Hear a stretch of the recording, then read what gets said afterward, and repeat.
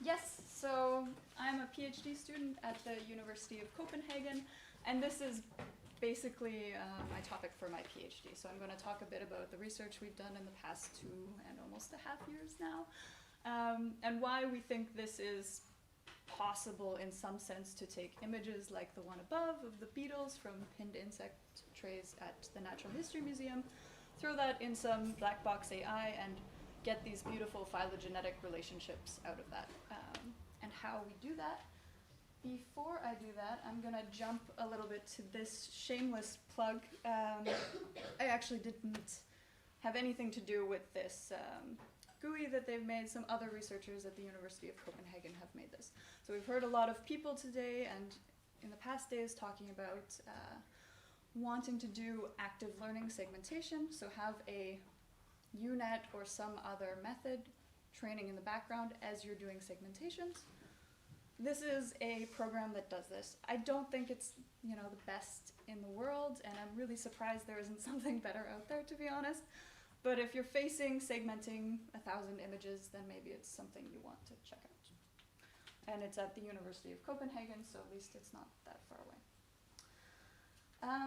Anyways, the things that I really want to talk about is yes, how we're going to generate phylogenies from these images. So first I'll talk a little bit about who I am and how I sit in this collaboration, why I think this is even possible, and then move a bit onto how we've done this without too many terrible details. So I'm part of this project called Phylorama, which is a collaboration between the Computer Science Department and the Natural History Museum. We have one biology PhD student, and we have 2 computer scientists, and then 3 supervisors in total. So we're working with a coleoptera beetle curator at the museum called Alexei. We're really, really lucky to have him on board, and that's also why I focus on beetles a lot. So why do I think this is a good idea? The first thing a lot of people say when I say I'm trying to do this from images is, well, morphology is kind of dead. We have genetics now. Why would you bother? I don't think that's entirely true. Not all biologists believe that, of course. I think this is a much more informed group, but just to push the point a little bit. One major thing is we've talked a lot about fossils today, and most fossils have no genetic data, so if you want to put them in a phylogenetic tree, you actually need to study the morphology very carefully. Next thing is museum specimens, which are what we're mainly focusing on. Maybe you only have a few specimens per species that you're looking at in a lot of cases, and they might be really old. So a lot of them are from 50 years ago. You're not going to be able to get very informative DNA out of those specimens, and if you do, you typically need to destroy part of them to do that. So that's not something museums are necessarily too happy about. So this is maybe an alternative. Finally, the best phylogenies are still, at least what I've heard from the beetle people, so I don't know outside of the beetle world, but in the beetle world, they use total evidence, so they combine both morphological and molecular data to generate the phylogeny. The final reason is scalability. The class Insecta is probably the most biodiverse, I'm going to say. Maybe correct me if I'm wrong there. So hand-picking morphological features to generate phylogenies for so many species is really, really difficult. And we think that AI might be able to scale that problem. Okay, so how did we start doing this? This was actually a master's project from my supervisor a few years back. They took images of unit trays of pinned insects. They look something like this. They manually ended up getting bounding boxes. You have some fun cases where they were either rotated, or we had a lot of cases like this where there's labels underneath and it's very difficult to see where a leg of the beetle ends and a label begins. So it wasn't necessarily a very easy problem. They ended up training their own UNet to do it, and then I ended up manually correcting a lot of these. So we had this kind of iterative process where we trained an AI, fixed everything, trained an AI, fixed everything. And that worked really well. So in the end, we have this data set now with about 14,000 images. really nicely segmented and really nice specimens, so you can see all their legs and everything. And 215 species and 3 subfamilies. Yeah. So how do we think we can do this from a, how do we build a phylogeny once we have these? We've tried a lot of different things. I'm not going to bore you with all the details. If you're interested, come and talk to me.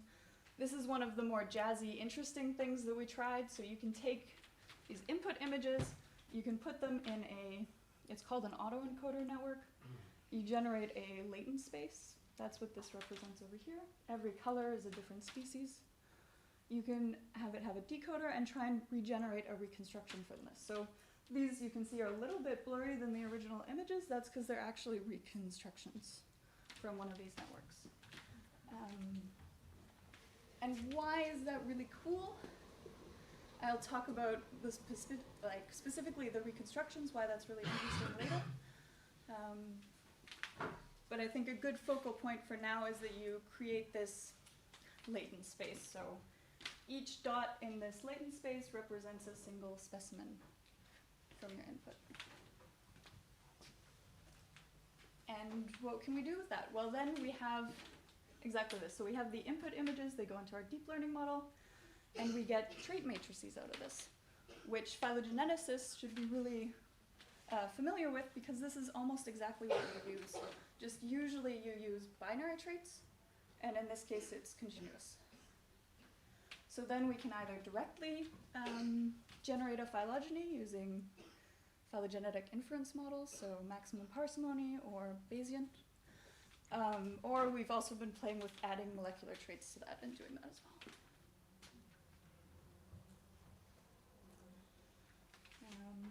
So where else can we maybe take this? And these are some of the exciting future things. So those reconstructions I was talking about, that's really cool because you can take the average latent space for a species, put it through the decoder, and it will give you an average specimen for that species. So that's what this is. This is 3 different species of Rugilus, I think it is, a certain kind of beetle. And then you can visually compare them. Not only could you put this on some kind of taxonomic chart, potentially, I think so, or you can directly compare what the model is seeing as the differences between the species. So that's a really fun idea, I think. Next, we really want to play with combining this with molecular data inside the deep learning model. And a really jazzy idea that no one's told me is too terrible yet is putting the likelihood as a loss function directly in the deep learning model. So I think that would be really cool. I'm far away from understanding how to do that yet, but it's an exciting idea. Another project that we're playing with right now is we have some single specimen images of random orientations and some CO1 data for those specimens. So we have multiple specimens per species with both DNA and images. And we want to see how we can combine that data in deep learning models.